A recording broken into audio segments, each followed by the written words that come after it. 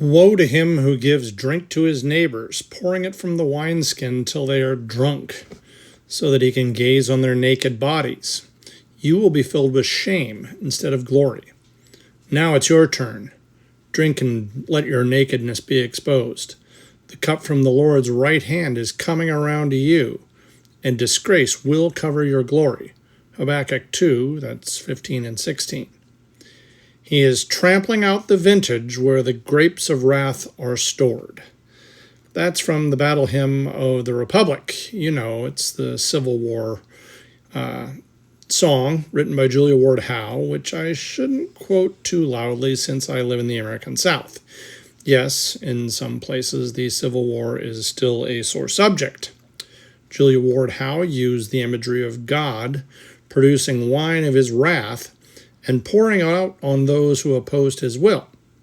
All throughout the Bible, wine is used for divine imagery as well as divine purposes. It was and is an integral part of the Passover meal. Most famously, Jesus used wine to institute Holy Communion while celebrating that very Passover meal. Jesus also taught parables that discussed wine and winemaking. His first miracle created wine. Paul advises Timothy to take a little wine to settle a nervous stomach. Indeed, wine is the most talked about food in the entire Bible.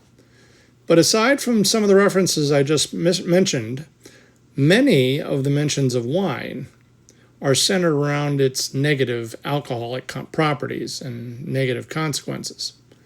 Noah planted a vineyard, got drunk, and it brought out the very worst behavior in one of his sons. Revelation talks about, quote, the woman being drunk on the blood wine of saints. In today's verses, Habakkuk laments, woe on the neighbor whose lascivious habits encourage lust, immorality, and shame. And remember, it's not just Habakkuk saying that, it's God. Further, the woe mocks Babylon's greatness, encouraging the unbelieving doomed to drink up and make ready, because God's judgment will disgrace and overthrow them.